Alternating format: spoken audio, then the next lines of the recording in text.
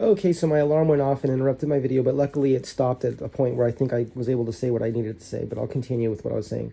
So I was saying the Wimshurst machine reminds me of the Methernitha Testatica, which is another machine that's actually used to power a city. And I think what's powering that whole city is two magnets.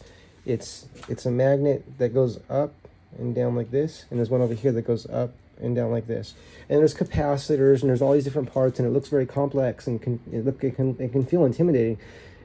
But it's important to remember that if we just want to make 1 watt, we just want to pump 1 extra watt, like if it takes, whatever it takes to run a system,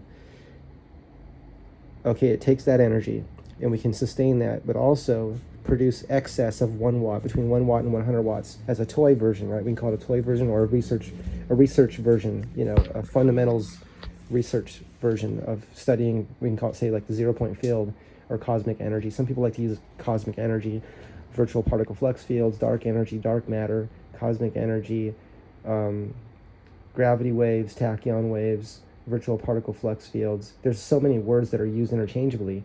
But what I'm noticing is the simultaneous opposites, right? Whether it be to coils or counter-rotating disks. Here we have 2 counter-rotating disks in the what I'll call the free energy Wimshurst machine, because I'm calling it free energy. Why?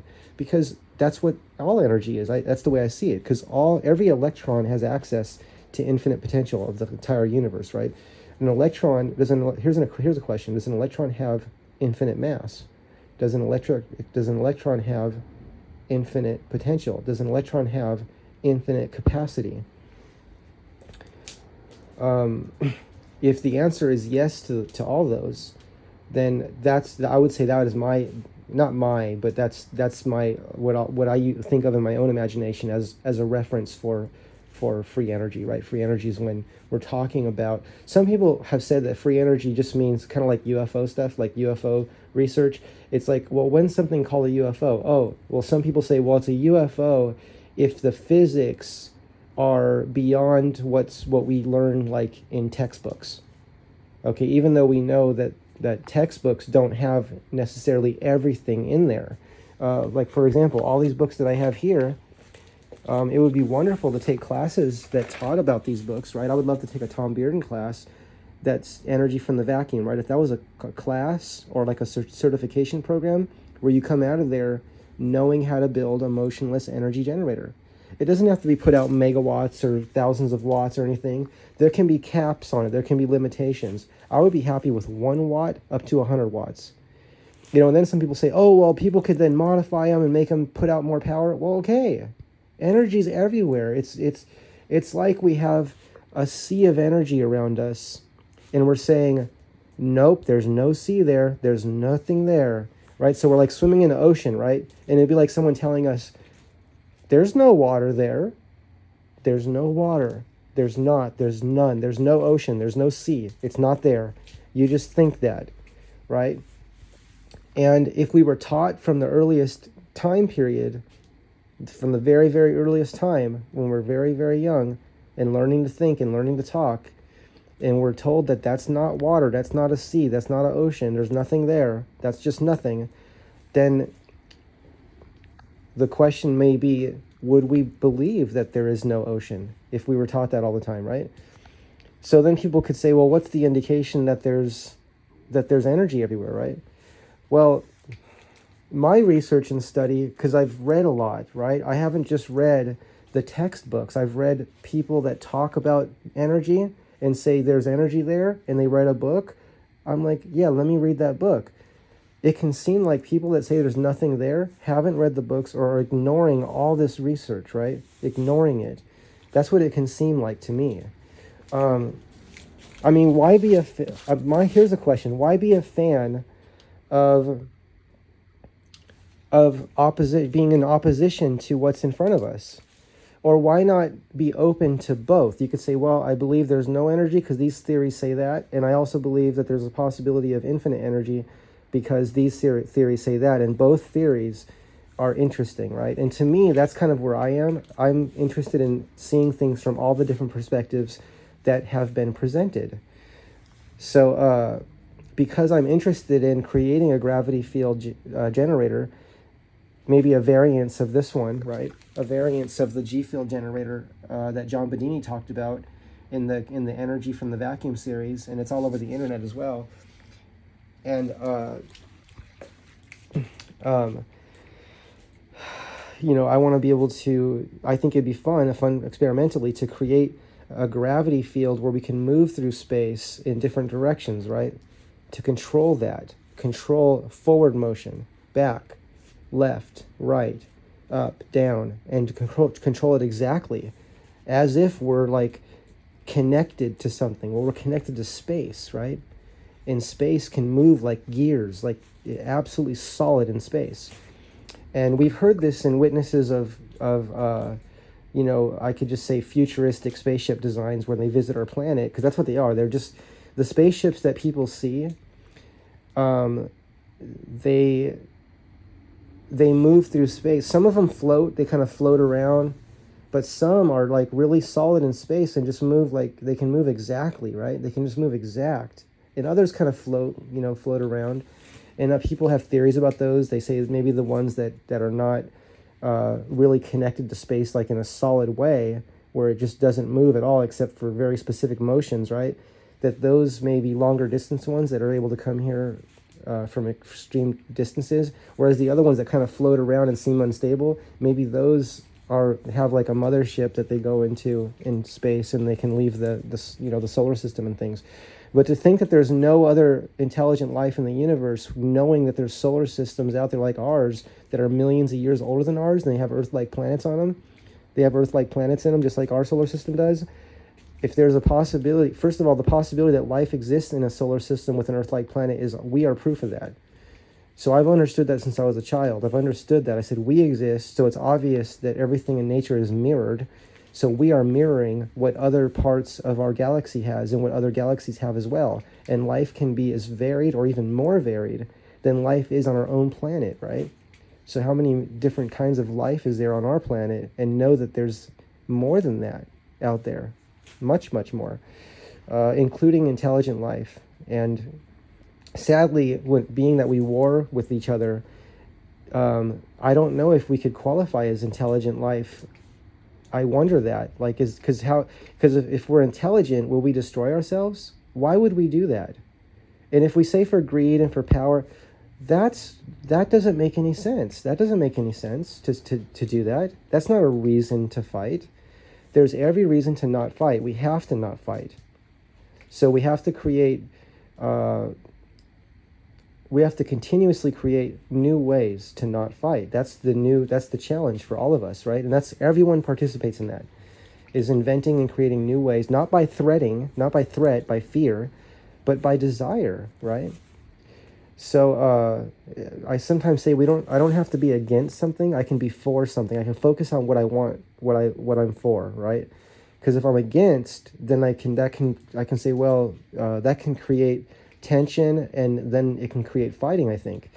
And I'm not saying I'm not speaking for anyone else. I'm just talking about myself. I just try to focus on the things that I want to become, the way I want to be in life, the things I want to think about. I think about that, right? And for example, when I turn the comments off, what was happening with the comments turned on the channel is people would start taking me down these rabbit holes of ways. I would start to feel like angry. I could feel angry, and I could feel powerless and hopeless. Meaning that I don't know how it was done exactly, but it just feels very manipulative, because people can be manipulative, right? What's manipulative mean? I don't know. Maybe it means they want to. I don't really understand it, actually. I just know it felt wrong to me. My gut brain, like your guts. They say we have a gut brain, and my gut was telling me, yeah, this isn't good. And so I just turned off the comments, or I made them so they have to be approved. And then I haven't visited the comments in many years, and I don't have any plans to. But if someone else wants to take over that at some point in time, I could be open to that, to someone like just screening comments and allowing comments to be on there. But I'm kind of focused on the research I'm doing right now, which is like I was saying, creating a gravity field generator. At least research-wise, like in terms of design, but there's already a design here. Like this is a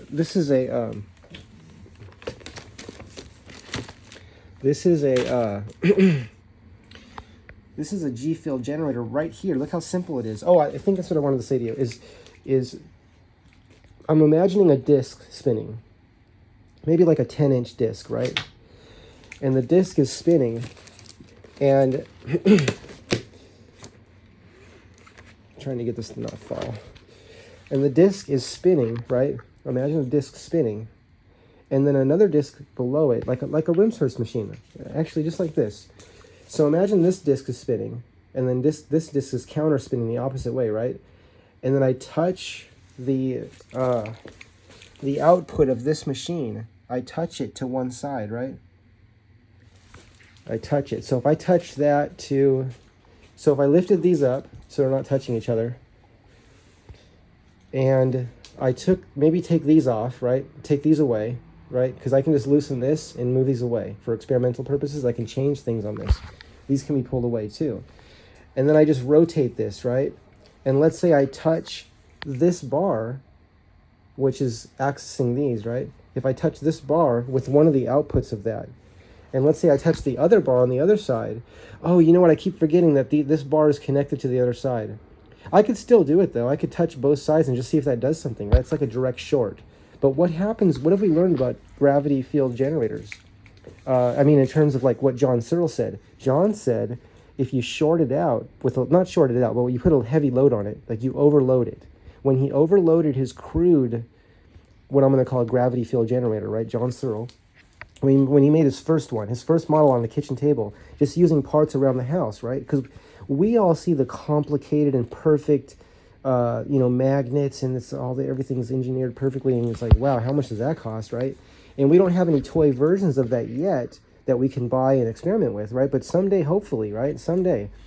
But I think it's something we have to build for ourselves, right? I think it's really something we have to build for ourselves, and that we can experiment with the theory by discussing it like I am today, right? And many people do on the internet. Many hundreds of thousands of people are sharing their thought experiments about gravity and how can we move forward with moving away from polluting the air and harming ourselves and moving towards greater efficiency, like the universe works, right? But we do not define how the universe works.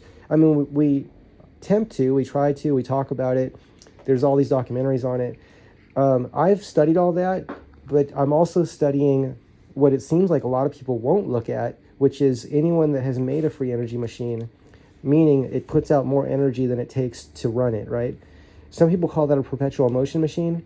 And since language is for the user, I'm going to modify the word perpetual motion to mean that it requires maintenance and it can be powered by the open super system, which is the infinite wheelworks of nature. Okay, that's my modification that I'm going to use. And I know what I'm saying is no different than every inventor has meant and said. They said, no, it's being powered by the environment. I don't know how necessarily, right? They don't necessarily know how.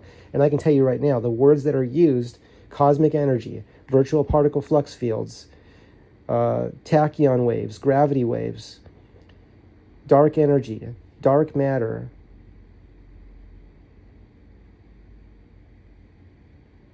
I'm trying to think of the other words.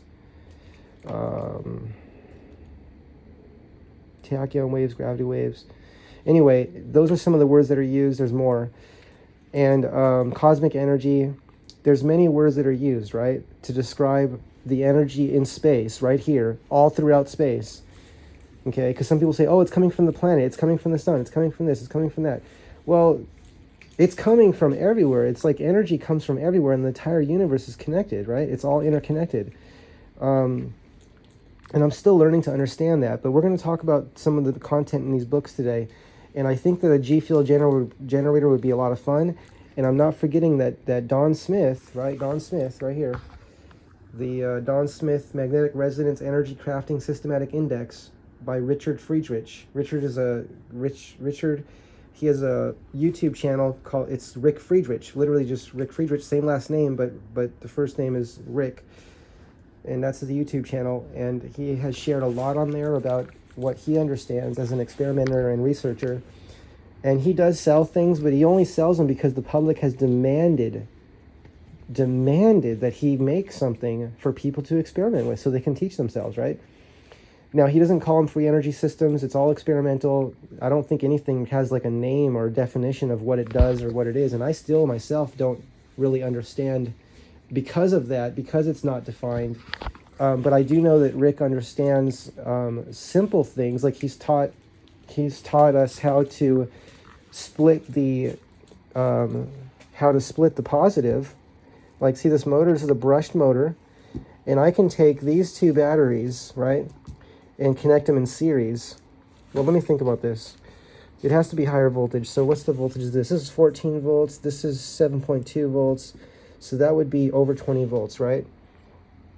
And this one is 11 volts.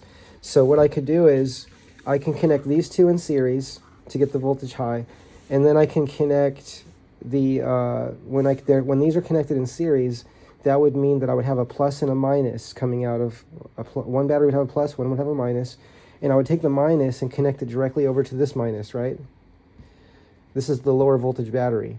And then I would take the plus and I'd run it through this motor. I'd run the plus into the red, and then the minus side, the black wire, would go over to this battery, right? So and I think it would go to the positive, right? Because we connected that negative to this negative, and then the positive from these batteries go through this and then to here, and this runs. And what happens is that becomes a negative energy, if I understand correctly, it becomes a negative energy circuit, which means that the energy being transferred, if I understand correctly, the energy being transferred, and this is if I understand it correctly. You have to learn this for yourself. This is supposed to be a pulse motor ideally. I think that's the way it's ideal. But I think that if a line is a negative energy line, I don't think it should matter what I put in there, okay? Because some people have said to me, oh no, it has to be a pulse motor, whatever that means. I'm still learning what pulse motor means. I've read about it and studied it, but sometimes things don't make sense to me right away. But, I think we're transferring. Here's the thing. Rick had a light bulb, and he had these AA batteries in series. He put them in series, and then he would run the negative of one set of batteries to the negative of the other set of batteries, right? That were depleted. So these batteries were charged, these batteries were depleted, and then he ran the negative wire of this set of batteries to the negative wire of that set of batteries, right? So the difference is these are in series and these are in parallel. Okay, so parallel means it's these AA batteries will all be at, like, if they're depleted, they'll probably be at like 1.1 volts or something like that total, right? Because they're in parallel. So that's just adds up the capacity, right? And not the voltage.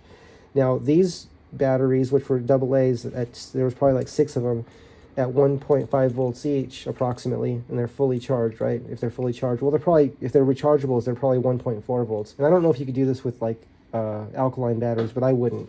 I would use the rechargeables, and for safety, right? Because alkaline's not really meant to be recharged, and I wouldn't want to see anybody get hurt from that if something went wrong.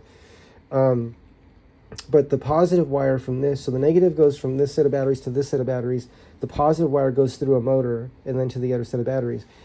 Now, on the light bulb, instead of the motor, we put a light bulb there.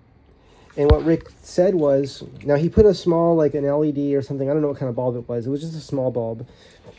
And he was able to send the energy from this set of batteries over to this set of batteries, and then he has to rewire it to make these now series and these in parallel, right? So the charged batteries always go in series to bring the voltage up. And that voltage being higher will move to these batteries and charge. And you can send that charge back and forth, back and forth, back and forth, right?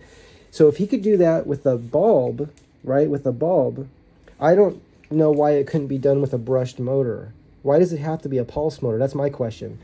Now, if there is a reason that it's lost to a brushed motor and not to a bulb, maybe I'm missing something, right? I would probably have to test that. But right now, what I've been doing is using motors. And I was using a motor. If those of you that watch the videos, I used to have a motor running up here where I put another motor on it. I had one motor that the battery would go through, right, like this, meaning go through from one set of the batteries to the other.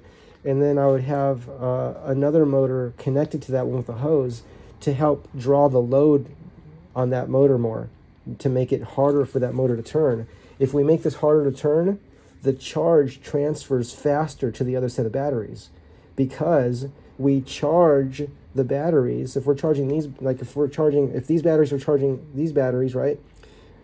If this is the high voltage in series and this is the low voltage in parallel, and we have the negatives connected with each other and the positive runs through this motor, if I slow this motor down, we are charging these batteries at the rate, it's called, at the rate of powering this motor. So whatever power this takes, it just charges these batteries faster.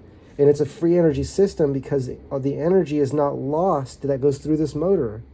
So what could be done is, this could be powering a scooter, and people have done it, and it makes the scooter very heavy because you have to have two sets of batteries, right? Unless we just use small batteries. But here's the thing, if we use lithium, the bad thing about that is we don't want to overcharge them, so we can't send that voltage over here. Now, if it's lead acid, those can be sent beyond the voltage, right? Sometimes people have had up to 40 volts in lead acid batteries. On a 12-volt lead acid battery, they've had it up to 40 volts. So that can happen, and it's been done before. I haven't gone that high. I've gone up to like 16, I think. I think 16 was the highest I went. And I rejuvenated a battery doing this process. I rejuvenated a battery, because this helps rejuvenate the batteries too, by the way. When you do this process, it rejuvenates the batteries. And I rejuvenated a battery for Cameron, and Cameron told me the voltage just kept going up, even after it was charged. It just kept climbing. So not only did it stay charged, but it just kept going up, which is exactly what it's supposed to do, right? That's what it'll do. This is the negative energy circuit.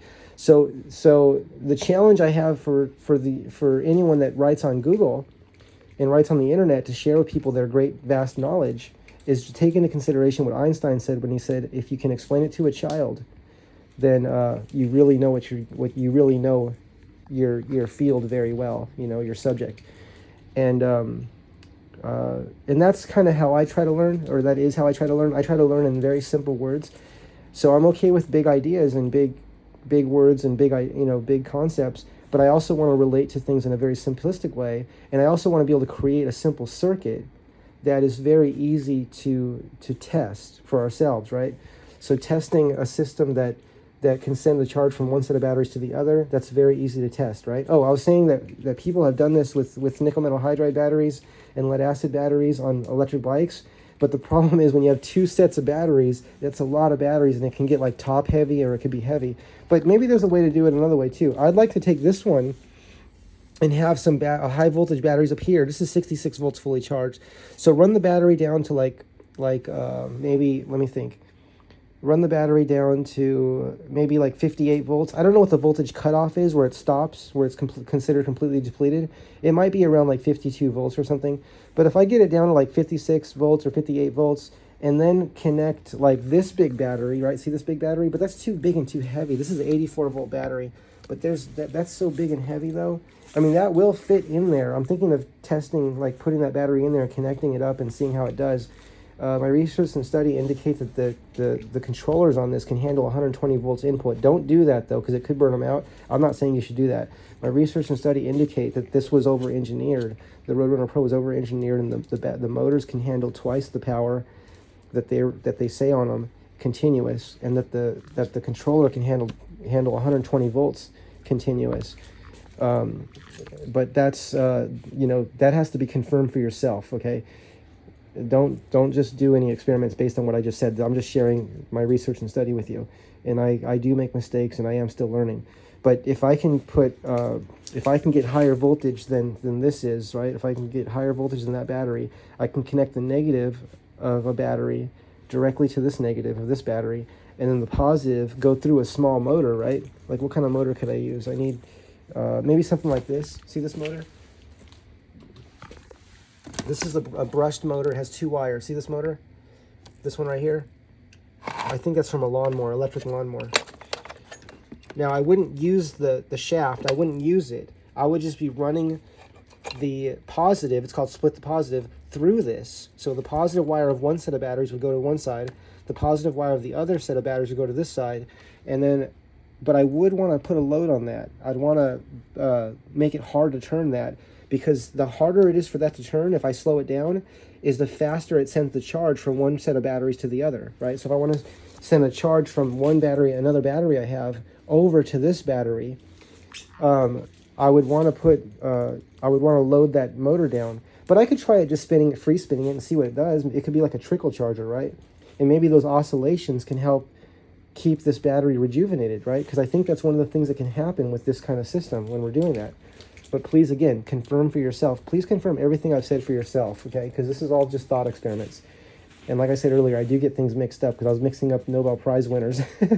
But all the names that I mentioned of scientists and researchers, they all have spent a lifetime researching. And so whether they got a Nobel Prize or not, they all are dedicated researchers and people. There's just such vast knowledge of that to be shared with everyone. And everyone wants everyone to learn. Like even though we see in the Moray book, The Sea of Energy in which the Earth floats, when he told his son, don't give it away, he also said that he wanted the world to have this technology. I think don't give it away, my guess would be, is don't give it to someone to put it on a shelf somewhere, which is what happens, right? Or it goes to private industry, right? You know, private industry means we will never see it. The public won't see it, you know. The public won't necessarily see it. We might be using it, but we might be using it on things that we don't realize we're using it on, right? Like Don Smith said he made some vending machine power supplies that were just capturing energy from the environment and powering these vending machines, and they would just run them because I think they didn't have anywhere to plug them in, or it was too inconvenient to get power to those things it was a different country. And so people are using those vending machines not even knowing that they're powered. You know, and they probably have like a fake wire going into the wall, right, to make it look like it's plugged in. Oh, it's funny. I just can't believe it. But, you know, Don Smith is a great researcher too. Okay, so we're going to wrap this video up and we'll go on to the next one. I have no idea what I'm going to call this video. Maybe I might call it the gravity field research. I don't know. Okay, we'll see you in the next video. Bye, everyone. We're going to get into these books soon. We're going to start doing some referencing between this material in the books and then what the internet says. We'll look at those two and compare. And I will say it's very important to read all perspectives, but if you want to just study one thing and you want to minimize what you're studying, I would say study the people that actually made the systems. You know, like John Searle was the real deal, right? Don Smith, all these gentlemen that wrote these books, all these people, men and women that wrote these books, dedicated their lives. They were committed to sharing research and experimentation, and their dream is for us to be able to have the knowledge so that we can walk around the world with at least an awareness of how things work in the sea of energy in which we walk through, right? The sea of energy in which we breathe and walk through, that's right in our very hands. Okay, we'll see you in the next video. Bye, everyone.